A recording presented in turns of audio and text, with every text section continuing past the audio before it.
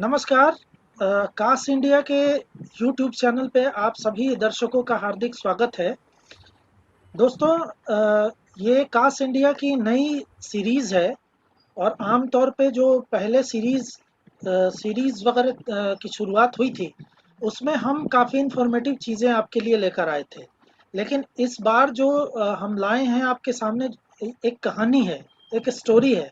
एक ऐसी स्टोरी है जो आप लोगों के लिए हैरान कर देने वाली होगी। एक ऐसा चेहरा जो खुद दूसरों की पीड़ा हरता हो, वह खुद ही इस एंकाइलोजिंग स्पॉन्डिलाइटिस का शिकार हो चुका है। हम बात कर रहे हैं कोलकाता के एक ऐसे फिजियोथेरेपिस्ट की जो जिनकी ज़िंदगी बहुत आसान और बहुत खुशगवार थी, लेकिन वक्त वक्त के साथ एंकाइलोजिंग ने उनको अपनी चपेट में ले लिया। तो कोलकाता के आसनसोल से हम उनको कांटेक्ट करेंगे और वो हमारे बीच आएंगे। हमारे साथ इस वक्त जो सबसे पहले उपलब्ध हैं वो जो फिजियोथेरेपिस्ट हैं उनकी बहन है अरुणवा सेन गुप्ता। और हमारे साथ एम्स के वरिष्ठ फिजियोथेरेपिस्ट डॉक्टर प्रभात भी हैं। साथ साथ ये फिजियोथेरेपिस्ट एसोसिएशन ऑफ इंडिया के पदाधिकारी भी हैं। तो सबसे पहले हम अरुणवा जी से बात करेंगे। अरुणवा जी, इस कार्यक्रम में आपका बहुत बहुत स्वागत है। सबसे पहले ये बताइए, सबसे पहले परिचय दीजिए जो सर हैं कि किस उनका नाम बताइए, आप लोग कहाँ रहते हैं ये बताइए, और किस तरह की सिचुएशन पैदा हुई है आप लोगों के साथ, जरा उस पे जो है प्रकाश डालिए। नमस्कार, मैं मधुरिमा शाह। अरुणाभ सेनगुप्ता जी जो है वो मेरे ब्रदर है। जो ये प्रॉब्लम है उन्हीं को है। ये 14 इयर्स पहले उनके साथ ये प्रॉब्लम शुरू हुआ था। तो शुरू में हमें ये समझ में नहीं आया था कि ये क्या है। बहुत डॉक्टर दिखाए थे, लेकिन कुछ साल बाद फिर उनको ये डायग्नोस हुआ है कि उनका ये जो एंकाइलोजिंग स्पॉन्डिलाइटिस है, इसकी शिकार है। तो उसके बाद कुछ ट्रीटमेंट उनका चला है। किसी ने बताया भी, कोई डॉक्टर बताया भी थे कि इनको कुछ मेडिसिन जो है वो कंटिन्यू करना है, जिंदगी भर खाना है। लेकिन जो भी हो, मेरे भैया की लापरवाही हो, चाहे वो भूल गए थे, जो भी हो, वो बीच में वो स्टॉप कर दिए थे। उनकी वजह से उनका हालत जो है वो बहुत खराब हो गया था। वो एलोपैथी ट्रीटमेंट से होम्योपैथी में स्विच किए थे। तो जो भी हो, जिसके कारण ही हो, वो बहुत खराब कंडीशन में चले गए थे। एकदम बेड में थे, उठ नहीं पाते थे।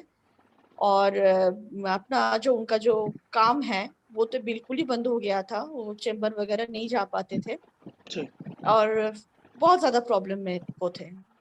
ओके। तो जैसा कि मुझे मालूम है कि उनकी देख रेख आप ही करती हैं, जी।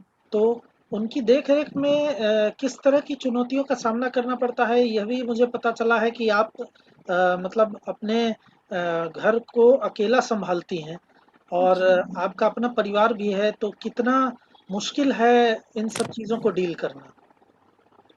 ये मुश्किल सबसे जो प्रॉब्लम है, फाइनेंशियली प्रॉब्लम बहुत ज्यादा आ चुका था। क्योंकि मैं जॉब नहीं करती हूँ फिलहाल। जी। और हमारा जो घर है, मेरे भैया और मेरे माँ के पेंशन से ही चलते हैं। मेरा फैमिली भी, मेरे बच्चे, मैं उन्हीं के ऊपर हूँ। हुँ। तो फाइनेंशियली प्रॉब्लम सबसे पहले आ गया था, क्योंकि भैया का इनकम बिल्कुल बंद हो चुका था। जी। तो मुझे बहुत मुश्किल आया कि इस सिचुएशन में उनको अच्छे से डाइट देना, घर हुँ। को देखना, बहुत ज्यादा प्रॉब्लम आया था। जी। वो सबसे ज्यादा मैं प्रॉब्लम फेस की थी। फिर ये कोविड सिचुएशन में जो डॉक्टर दिखाना, डॉक्टर के पास ले जाना, मैं अकेले ये सब कैसे करूँ, कैसे संभालूं, मुझे हुँ। कुछ समझ में नहीं आता था। और जी। एवरी डे भैया रात को मतलब जोर जोर से रोते थे, चिल्ला के रोते थे दर्द के मारे। जी। वो भी मैं सहन नहीं कर पा रही थी। मतलब मेरा मेंटल कंडीशन बहुत ही खराब हो चुका था। ओके। तो कुल मिला के देखा जाए तो बहुत ज़्यादा संघर्षपूर्ण स्थिति रही होगी जी, आप लोगों के साथ। बहुत ज्यादा, मैं समझ बहुत सकता ज्यादा। हूँ इसको। तो मतलब इस पूरे जो इनके जब से इनकी बीमारी की बात पता चली आप लोगों को, जी। और इनका पूरा जो ट्रीटमेंट का प्रोसीजर रहा होगा, उसमें सबसे परेशानी वाला फेज कौन सा था? कि आम जैसे कि मैं आपको बताऊं कि आम तौर पे ये बीमारी डायग्नोसिस होने में ही दिक्कत होती है, बहुत जी। सारी प्रॉब्लम्स आती है। तो आप मतलब किस फेज में आपने परेशानी नोट की इसमें? डॉक्टर नहीं मिल रहे थे या कुछ पता नहीं लग पा रहा था, एक कंफ्यूजन की स्थिति थी, क्या थी आपके साथ? जी, मेरे शहर में यहाँ पे अच्छे इस बीमारी के जो डॉक्टर है इस शहर में अच्छा नहीं है। जी, जी। कोलकाता से इस शहर में आते हैं, वो भी बहुत रेयर, अभी तो बिल्कुल आना ही शायद नहीं है, कोई आते भी नहीं है इस टाइम। हाँ, हाँ। तो मेन जो हमें प्रॉब्लम हुआ है वो ट्रीटमेंट के, किस डॉक्टर को किस दिखाएं। कोलकाता जाना भी पॉसिबल नहीं होता था क्योंकि भैया उतना स्टेबल भी नहीं थी, इतना देर 3 घंटे 4 घंटा बैठ के कोलकाता में जाए तो वहाँ पे फिर अलग प्रॉब्लम हो जाता था। जी, तो जी। मेन प्रॉब्लम यही आया था ओके, डॉक्टर को दिखाना। Okay, okay. तो चूँकि हमारे साथ इस वक़्त प्रभात जी भी हैं उपस्थित, ये फिजियोथेरेपी एसोसिएशन ऑफ इंडिया के पदाधिकारी हैं। मैं ग्लोबल फिजियोथेरेपी। प्रभात जी से चाहूँगा कि थोड़ा-सा फिजियोथेरेपी एसोसिएशन ऑफ इंडिया के बारे में बताएँ। उसके बाद हम जो मुख्य पीड़ित हैं, उनके पास आपको ले चलेंगे पूरी जानकारी के लिए। मैं ग्लोबल फिजियोथेरेपी एसोसिएशन का राष्ट्रीय अध्यक्ष हूँ। जी, और ये एसोसिएशन जो है भौतिक चिकित्सकों के और जो भी परेशानियां होती हैं, जो प्रशासनिक परेशानियां होती हैं या फिर प्रोफेशन को लेके कुछ इम्प्लीमेंट कराना हो, उस पे जो है कि ध्यान देती है और समाज के हित के लिए भी ये काम करती है। जी, जिस जी, किसी को भी भौतिक चिकित्सा की ज़रूरत हो, इसका उद्देश्य यही है कि देश के अंतिम पंक्ति के व्यक्तियों तक भौतिक चिकित्सा का जो है लाभ मिले। और एक्चुअली में भौतिक चिकित्सा का प्रचार प्रसार बहुत अब होने लगा है। पहले बहुत कम था, तो अब तो सोशल मीडिया के माध्यम से, पत्रकारों के, आप जैसे पत्रकारों के माध्यम से अब तो प्रचार प्रसार हो रहा है, लोगों के अंदर में जागरूकता आ रही है और इसके महत्व को भी समझा जा रहा है। इवन इस कोविड-19 में भौतिक चिकित्सा का महत्व काफ़ी उजागर हुआ है कि वो लंग्स को किस तरह से, आपके जो लंग्स को है उसको स्वस्थ कैसे रखती है। और पोस्ट कोविड रिहैबिलिटेशन या पोस्ट कोविड फिजियोथेरेपी देखे वो तो काफ़ी महत्वपूर्ण हो गई है। तो जी, जी, इन्हीं सभी उद्देश्यों पे आधारित है हमारा ग्लोबल एसोसिएशन ऑफ फिजियोथेरेपी। और इसमें एक हमने ऐसा मंच बनाया है जिसमें विश्व के भौतिक चिकित्सक एक ही मंच पे आकर अपने विचारों का आदान-प्रदान करें।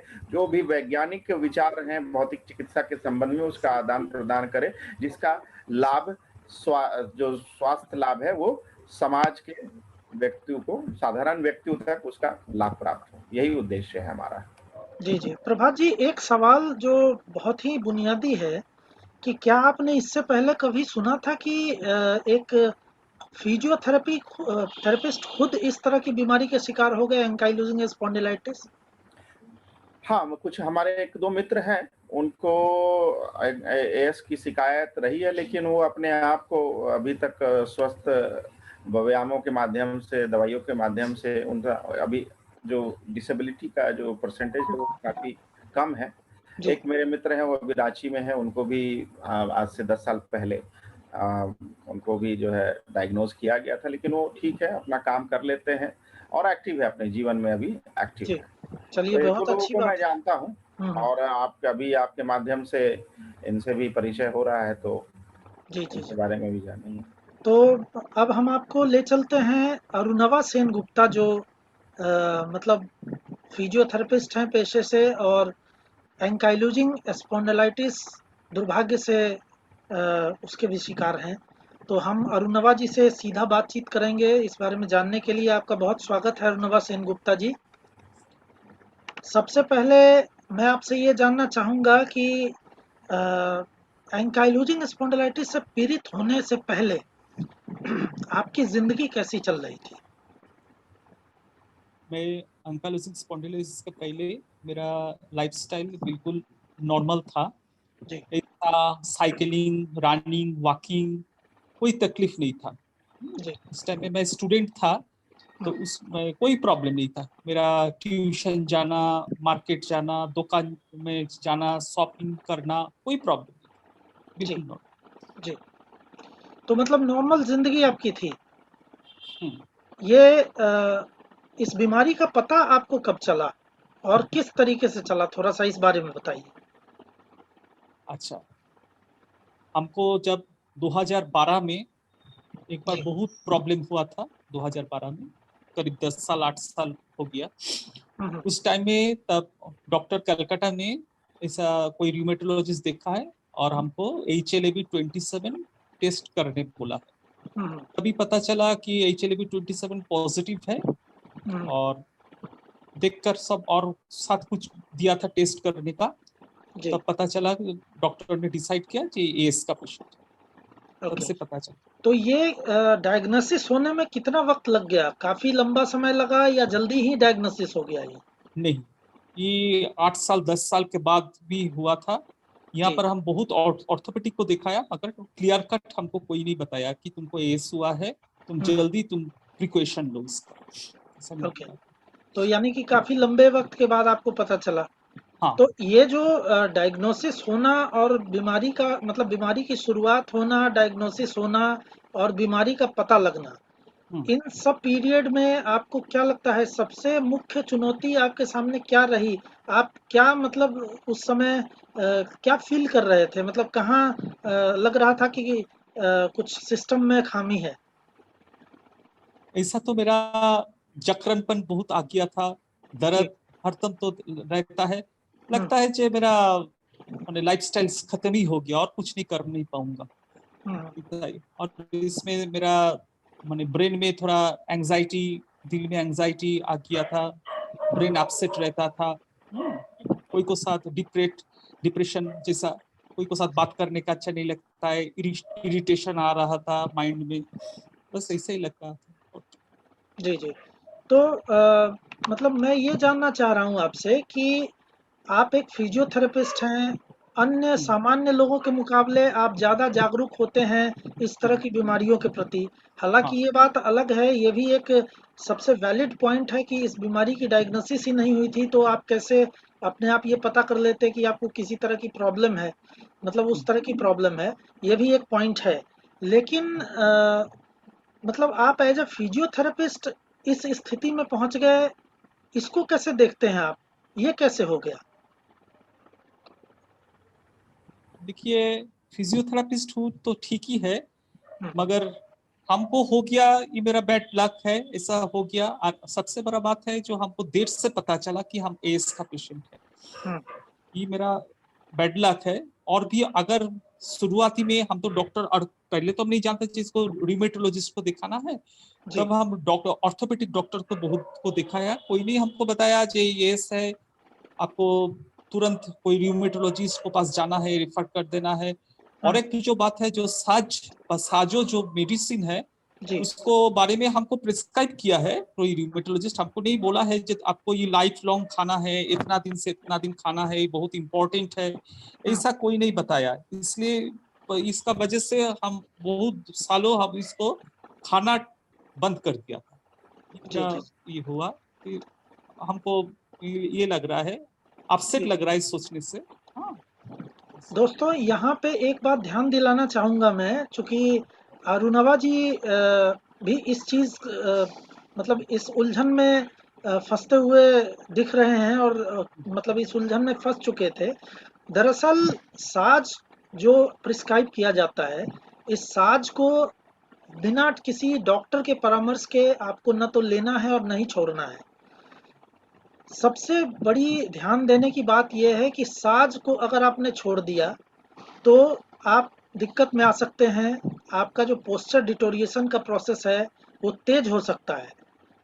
जहाँ तक मेरी जानकारी है, जहाँ तक डॉक्टरों के मुताबिक जो चीज़ें मुझ तक पहुँची है कि साज जो है वो अचानक से खुद ही नहीं छोड़ना है, और साज की जो बॉडी में जो साज असर करता है वो धीरे धीरे करता है, एक सर्टेन पीरियड के बाद इसका असर दिखता है। तो इस कृपया जो लोग भी साज ले रहे हों वो खुद से साज को छोड़े नहीं जब तक डॉक्टर उसको न कहे छोड़ने के लिए। तो आइए हम आगे अपने अरुणवा जी से बात करते हैं। अरुणवा जी, ये जो जब बीमारी का पता चला उसके बाद आपका एक तरफ प्रोफेशन भी रहा होगा, जैसा कि मुझे मालूम है कि आप बेहद ही होनहार फिजियोथेरेपिस्ट हैं। आपने कई प्रॉब्लमेटिक जो ऑर्थोपेडिक की समस्या है वो लोगों को दूर करके दी है, लेकिन अपने मोर्चे पे आप बेबस हो गए। मैं मानता हूं कि इसमें एक डायग्नोसिस का बहुत बड़ा रोल रहा और समय पे जानकारी नहीं मिली, और मुझे ये भी पता चला है कि आप काफ़ी निराश हो गए थे। अपनी बीमारी के बाद। जी। तो ये जो पीरियड थी इसके बारे में भी कुछ बताइए, और इस निराशा से उबरे कैसे आप? ये भी कहानी काफ़ी प्रेरणादायक होगी लोगों के लिए। तो मैं चाहता हूँ कि आप डिटेल में इस चीज़ को बताएँ कि इस बीमारी से आप उबरे कैसे? मतलब जो इस बीमारी से अवसाद की स्थिति आई आपके मन में, उससे आप कैसे उबरे? देखिए, सबसे बड़ा बात है, ऐसा मेरा डायग्नोसिस बहुत लेट में हुआ। जी। ये मेरा बैड लक है। उसका बाद हमको ऐसा आसनसोल में तो ऐसा तो कोई रूमेटोलॉजिस्ट नहीं है, बाहर से कलकत्ता से आता है। जी। हमको नहीं बोला है जो इसको इतना दिन से इतना दिन आपको माने खाना ही होगा, आप हाँ एक बेला खाना भूल जाइए फिर भी आपको लिए मंजूर है, मगर आपको दवाई छोड़ना ये जी। कभी नहीं मत कीजिए। आपको हम जितना दिन से बोलेगा ऐसा हमको गाइड ठीक प्रॉपर से कोई नहीं दिया है। जी, जी, जी। हाँ, हुँ, तो यही है सबसे बड़ा बात, बैड लक है। हाँ, और हुँ, इसका बाद हाँ, आपको साथ जब मेरा मुलाकात हुआ है, आपको जो सजेशन मिला है जी। जैसा करके चलिए, ऐसा डाइट में चलिए, उसका बाद तो हमको काफी माने हमको उपकार हुआ है। हाँ, बहुत एहसान भी हुआ है। इसको ना कोई एहसान का नाम दें आप, नहीं उपकार का। ये जो हमारा कैंपेन अगेंस्ट एंकाइलोजिंग स्पॉन्डिलाइटिस है, ये इसी तरह की परिस्थिति में जो पीड़ित हैं उनको प्रेरित करने का एक ज़रिया है। हाँ, तो ना तो ये एहसान फिर है, भी ना ही हमको ये, बहुत फायदा मिला इसमें खाना। बल्कि मैं अपने आप को भाग्यशाली मानता हूँ, और ये पूरा कास्ट इंडिया इस चीज़ के लिए भाग्यशाली है कि वो आपके काम आ सका। अच्छा, तो तो ये बहुत बड़ी बात है कि समय पे आप किसी के लिए एक्टिव होते हैं और उनको मदद मिलती है, और उसके बाद रिजल्ट सकारात्मक आता है, तो ये हौसला बढ़ाने वाला होता है। हाँ, तो इस ये तो हम लोग अपने आप को भाग्यशाली मानते हैं कि आप कहीं न कहीं सफलतापूर्वक हमने आपकी परेशानी को दूर करने में एक मतलब हम करीब बन पाए। ये बहुत बड़ा अच्छा, सौभाग्य है हमारा। तो अच्छा। हाँ, अब ये बताइए कि अवसाद की स्थिति से निकलने में क्या-क्या करना पड़ा आपको? चूँकि ये जानना दूसरों के लिए भी बेहद ज़रूरी होगा, क्योंकि उनको इससे पता चलेगा कि किस तरीके से मुश्किल घड़ी से, मुश्किल हालात से वो निपटे। देखिए, ऐसा मेरा तो अवसाद बहुत आया था। जी। अभी वो फिलहाल कुछ दिन पहले भी आया था ऐसा। जी। सबसे बड़ा बात है, हमारा पास पेशेंट आता है, हम उसको जैसा मेरा नॉलेज है, जैसा मेरा एक्सपीरियंस है इलाज का बारे में, वैसा देखकर उसको हमको ठीक कर रहा है, पेशेंट ठीक हो रहा है। जी। मगर पेशेंट का जो ध्यान है मेरा ऊपर, कि डॉक्टर है, अगर ये डॉक्टर है तो इसका चेहरा ऐसा क्यों है, हुँ। काहे इसका चेहरा ऐसा डिफॉर्मिटी है, मतलब आप उसको दिल में नहीं। पोस्चर की बात कर रहे हैं। हाँ, पश्चात की बात कर रहा है। जी। उसको दिल में नहीं घुस रहा है, जो वो डॉक्टर हो सकता है मगर वो तो इंसान है। उसको तो हुँ। हम जैसा बीमारी जैसा कोई भी ना कोई बीमारी पकड़ सकता है, ये तो नामुमकिन नहीं है। हुँ, हुँ। मगर ये वाला बात जब हमारा सामने कोई कोई पूछ लेता है, कोई कोई कोई बाहर से कोई भाया मीडिया होकर मेरा पास आता है, तो हुँ, हुँ। सुनकर बहुत खराब लगता है। जो ऐसा भगवान सब दिया है, फिर भी एक तो चीज लेकर मेरा इतना परेशानी, हुँ, हुँ। ऐसा बहुत रास्ता में सुना है, बहुत हंसी मजाक किया है, ऐसा किया है, ठीक है भाई, एक कान से सुना दूसरा कान से निकाल दिया। हुँ, हुँ। दिल में हिम्मत, भगवान से प्रेयर, सब कुछ करते करते करते करते अभी सिचुएशन, प्रेजेंट सिचुएशन अभी जो आहिस्ता आहिस्ता करके आ रहा है, साजों का इस्तेमाल करने का बाद, vitamin B complex, vitamin D3 सब मिलाकर जो खाना है और डाइटिंग को साथ सब मिलाकर अभी आहिस्ता आहिस्ता हम जो इम्प्रूवमेंट आहिस्ता आहिस्ता थोड़ा थोड़ा जो देख रहा है, इससे जी। मेरा दिल अच्छा से ठीक होता है। थोड़ा कोशिश करने से और कुछ हमको मिल सकता है, बस जी, ऐसा जी। विश्वास हो। दोस्तों, यहाँ एक बात और बताना चाहूँगा। जिस वक़्त अरुणवा जी से हमारी बात हुई थी, उस वक़्त ये काफ़ी विकट परिस्थितियों में थे। इनकी हीमोग्लोबिन जो है वो खतरनाक स्तर पे आ चुकी थी, यानी डाउन हो गई थी। इनका शरीर बेहद कमज़ोर हो चुका था, और इनको कुछ समझ में नहीं आ रहा था कि किस तरीके से, मतलब ये क्या करें कि इस सिचुएशन से ये निकल पाएँ।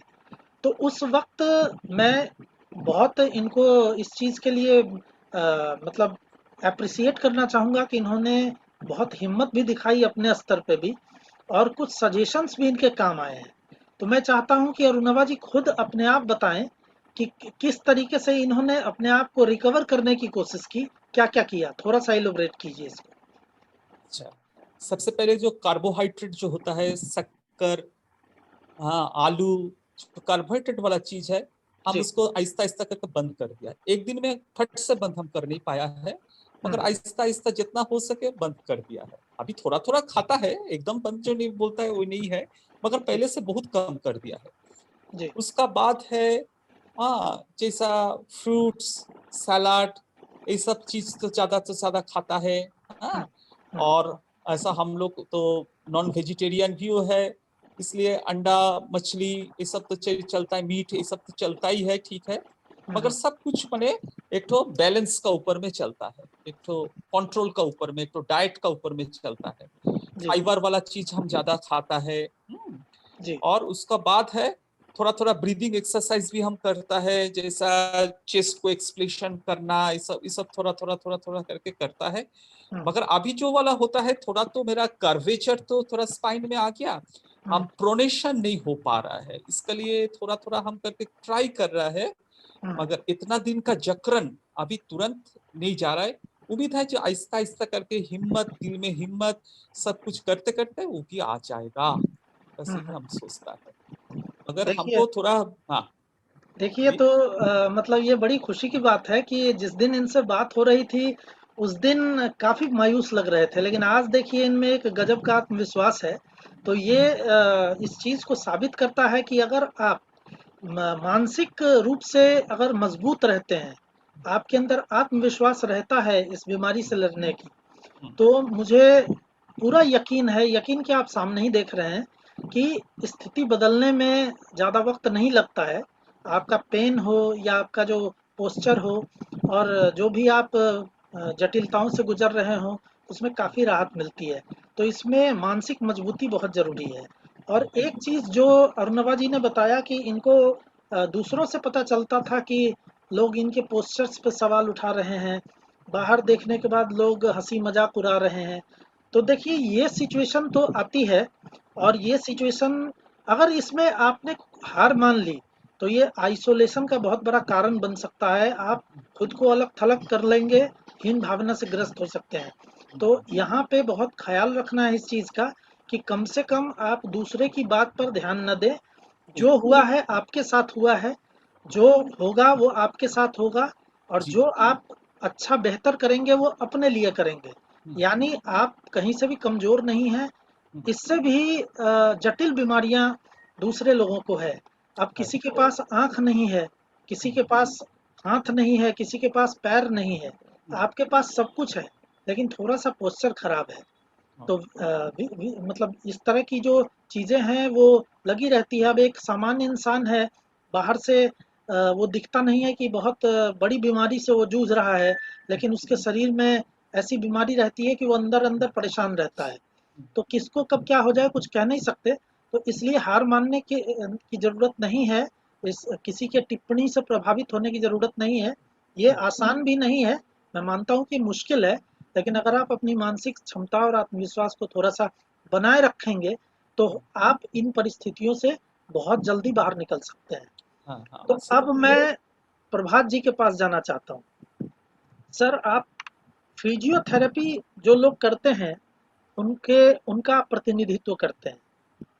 एक संगठन के पदाधिकारी हैं, एक जिम्मेदार मतलब पद पे आप हैं। आपने पूरी सिचुएशन सुनी है अरुणवा जी की। या आपको पता लगा होगा किस तरह के संकटपूर्ण स्थिति से गुजरे हैं, फाइनेंशियल प्रॉब्लम का सामना कर रहे हैं। जो इलाज के लिए ज़रूरी संसाधन है वो नहीं जुटा पा रहे हैं। इसमें सिस्टम का भी एक बहुत बड़ा रोल है। आपने सुना कि इन्होंने एक खास चीज़ पे ध्यान दिलाया है, वो ये है कि डायग्नोसिस नहीं हो पाया समय पे। दूसरा इन्होंने महत्वपूर्ण चीज़ ये बताया कि किस तरह के विशेषज्ञ के पास जाना है, इसको लेकर भी बहुत बड़ी मतलब कन्फ्यूज़न की स्थिति है। तो काश इंडिया इन बुनियादी ज़रूरतों के लिए ही अपनी मुहिम जो है वो जारी रखे हुए है। सबसे बड़ी बात है कि अगर अरुणवा जी के पास हेल्थ इंश्योरेंस रहता, अगर एंकाइलोजिंग स्पॉन्डिलाइटिस हेल्थ इंश्योरेंस के दायरे में आता, तो इनको कुछ नहीं करना होता, सीधा ये अस्पताल जाते, अस्पताल में एडमिट होते, इन्वेस्टिगेशंस होती और जल्दी से जल्दी इनकी बीमारी का पता लग सकता था, इलाज भी हो जाता। लेकिन चूंकि ऐसा नहीं था, हमारी सरकार ने इस तरह का प्रावधान नहीं दिया है कि जो रिमोटोलॉजी से पीड़ित जो लोग हैं, रूमेटिक बीमारियों से या एंकाइलोजिंग जैसी बीमारियों से उनको हेल्थ इंश्योरेंस की सुविधा नहीं मिली हुई है, जिसके कारण कई मोर्चों पे वो लाचार हो जाते हैं। तो ये तो खैर एक अलग विषय है, इस पे हमारी मुहिम जारी है। लेकिन चूंकि बात यहाँ एक फिजियोथेरेपिस्ट की आती है और आप फिजियोथेरेपी एसोसिएशन से ही जुड़े हुए हैं, तो ऐसे में मैं आपसे एक बहुत ही ज़रूरी सवाल करूँगा कि ऐसे लोगों के लिए आप क्या कर सकते हैं, क्या करना चाहिए? बिल्कुल। देखिए, एक तो सोशल सपोर्ट बहुत इम्पोर्टेंट है, जी, और खासकर ऐसी बीमारियों में जो कि धीरे-धीरे बढ़ती है और पेशेंट जो है काफ़ी डिसेबल हो जाता है एक समय में जाकर, एक लंबे समय अंतराल के बाद अगर वो अच्छे से अपना ख्याल रख रहा है तो एक लंबा समय अंतराल बहुत अच्छे, मतलब आप कह सकते हैं गुणवत्ता का जीवन जी सकता है। जी, जी, तो good lifestyle can be availed through medicines and physiotherapy.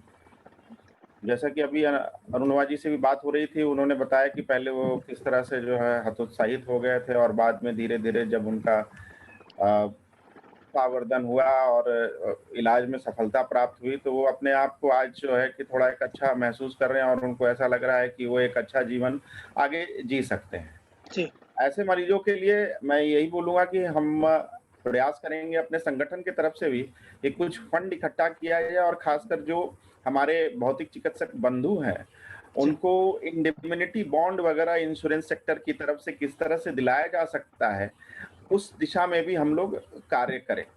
जी, क्योंकि इनका जो लॉस है, उस लॉस को कैसे भरपाई किया जाए, इस दिशा में हम लोग बात कर सकते हैं इंश्योरेंस सेक्टर से। उनसे बात करने के उपरांत जो भी हमारा निष्कर्ष निकलता है, उसका लाभ हम अपने भौतिक चिकित्सक बंधुओं को दे सकते हैं, और इस हमारा जो संगठन है उसके माध्यम से हम दे सकते हैं इनको। जी, जी, जैसा कि इन्होंने अपने डायग्नोसिस के ऊपर बताया कि लंबा समय लग गया उसको जांच करने में, क्योंकि क्या होता है शुरू में एक भ्रम की स्थिति पैदा होती है इसमें कि ये कहीं सैक्रोइलियाइटिस तो नहीं है या कोई स्पाइन का प्रॉब्लम तो नहीं है, और इस भ्रम की स्थिति को दूर करने में काफ़ी समय लग जाता है। शुरुआत के समय में जो HLA-B27 है वो इन्फ्लामेटरी, वो जब बहुत बढ़ जाता है तब जाके वो पॉजिटिव आता है, शुरू के समय में पॉजिटिव भी नहीं आता है। तब तक जी, उसको बैक पेन समझ के या फिर कोई मैकेनिकल बैक पेन समझ के, सैक्रोइलियाटिक समझ के, इन सब चीज़ों पे ही केंद्रित होके उसका इलाज किया जाता है।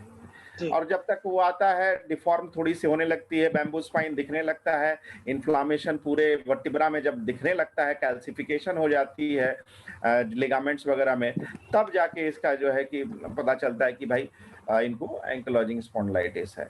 मैं यही कहूँगा शुरुआत में, मतलब कि जो मान लीजिए दवाओं में हो सकता है कि देने में टाइम लगे, बट जो आप अपनी फिजिकल एक्टिविटी है, ऐसे मरीजों को फिजिकल एक्टिविटी नहीं रोकनी चाहिए, और फिजिकल एक्टिविटी को जब जितना अच्छे से कर सकते हो मेंटेन रखें, क्योंकि यही एक मात्र शुरुआती दौर में यही एकमात्र उपाय है जो कि और भी इस विघटन को जो है, इस बीमारी को बढ़ने से रोक सकता है।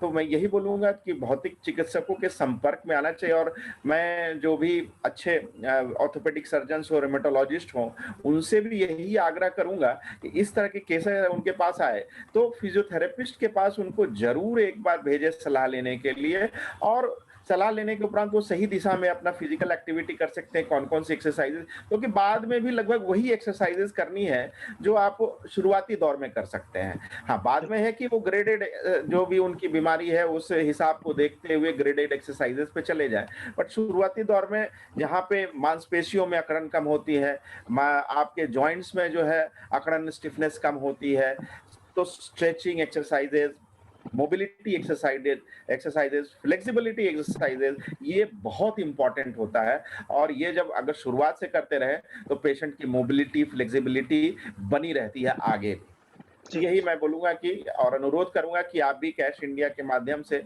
सभी मरीजों को ये बताएं कि फिजियोथेरेपी एक महा अहम इसका इम्पोर्टेंट भाग है, इसको मिस ना करें। बिल्कुल, दवाइयों के साथ बहुत इम्पोर्टेंट है। बिल्कुल। तो प्रभात जी ने बहुत ही एक महत्वपूर्ण जो है जानकारी भी साझा की है और ये भी आश्वासन दिया है कि ख़ास तौर से जो इनके फिजियोथेरेपी बंधु हैं, उन लोगों के लिए भी कुछ करेंगे। तो बहुत-बहुत धन्यवाद प्रभात जी कि आपने इस चीज़ को समझा और कुछ करने की जो है आपने आश्वासन दिया। दोस्तों, ये बहुत ही पीड़ा का विषय है कि जिन बीमारियों से मौत नहीं होती है, उन बीमारियों के प्रति हमारी सरकार जागरूक नहीं होती।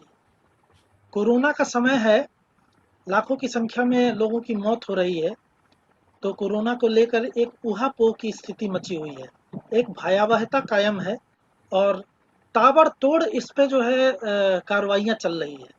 लेकिन मैं यहाँ इस विषय को इसलिए उठा रहा हूँ क्योंकि ये कंपैरिजन बहुत ज़रूरी है। कोरोना से पीड़ित मरीज एक सर्टेन टाइम के बाद अपनी ज़िंदगी की जंग हार जाता है, लेकिन ये जो एंकोलाइजिंग स्पॉन्डिलाइटिस है या रिमेटॉइड अर्थराइटिस है, इससे जूझ रहा मरीज पूरे जीवन इसके पीड़ा को झेलने को विवश होता है, और वो भी उस अवस्था में जिस अवस्था में इंसान बहुत कुछ करने की सपने देखता है। यानी वो खुद को बिल्डअप करने का एक समय होता है। उसी समय यह बीमारी उस कगार पे पहुंचा देता है मरीज को कि युवा अवस्था में ही वो बेड रिडन हो जाता है, विकलांगता का शिकार हो जाता है। तो ये जिंदगी आप इसको क्या कहेंगे? एक मतलब जिंदा होते हुए भी एक मौत की तरह जिंदगी इंसान जी रहा होता है। तो ये बहुत ही चीज़ समझने की और महसूस करने की है। मेरे ख्याल से इस चीज़ पे सरकार को भी संज्ञान लेना चाहिए, और इसलिए भी संज्ञान लेना चाहिए कि उदाहरण सामने है, एक होनहार फिजियोथेरेपिस्ट है जो कई मतलब बीमारियों में अपनी दक्षता को प्रस्तुत करते हुए मरीज की परेशानी को दूर कर सकता था, उसको ठीक कर सकता था। आज वो खुद इलाज को मोहताज है। तो काश इंडिया लगातार इस तरह की चीज़ें आपके सामने लाता रहेगा। काश इंडिया ऐसे लोगों के साथ है, ऐसे लोगों को लाइमलाइट में लाने की पूरी कोशिश करेगा, ताकि आप ये समझ सके कि समाज में इस बीमारी की स्थिति क्या है, इसकी गंभीरता क्या है, और इसके लिए हमें क्या करना चाहिए। हम सोशल मीडिया पे आए दिन इसके प्रति जागरूकता तो फैला ही रहे हैं, लेकिन ज़रूरत यह भी है कि हम जो एंकाइलोजिंग से पीड़ित मरीज हैं, उनकी बुनियादी ज़रूरतों के लिए भी काम करें। हम ज़मीनी स्तर पे काम करें। हम कुछ ऐसा करें, चाहे वो सरकार के सहयोग से हो, चाहे आपस में मिलकर हो, कि कम से कम जो ये उपचार के दौरान जो परेशानियों का सामना करना पड़ता है, जो रुकावटें आती है, उसको कुछ हद तक दूर की जा सके। तो अरुणवा जी, काश इंडिया भी अपनी तरफ से आपके लिए कुछ ऐसा प्रयास जरूर करेगा कि आपको इस बीमारी से जो आप जंग लड़ रहे हैं, इसमें काफ़ी राहत मिले। तो मैं पूरी आशा करता हूँ और लोगों से ये अपील भी करना चाहता हूँ कि अरुणवा सेनगुप्ता जैसे लोगों के लिए सामने आए और जितनी हो सके उनकी मदद करें। कार्यक्रम में आने के लिए मैं प्रभात जी का बहुत बहुत शुक्रिया अदा करता हूँ। अरुणवा सेनगुप्ता जी का बेहद आभार कि वो भी हमारे बीच आए और अपनी बात रखी। मैं उम्मीद करता हूँ कि आपकी आगे की जो ज़िंदगी है वो काफ़ी आसान हो जाएगी। आप जल्दी से जल्दी इस स्थिति में हों कि दूसरों की परेशानी को दूर कर सकें, आप अपने प्रोफेशन में पूरी शक्ति के साथ वापस आ सकें। तो इसके साथ ही आप लोगों से विदा लेता हूँ। फिर से एक नए एपिसोड के साथ आप लोगों के समक्ष हाजिर होऊंगा। नमस्कार। नमस्कार।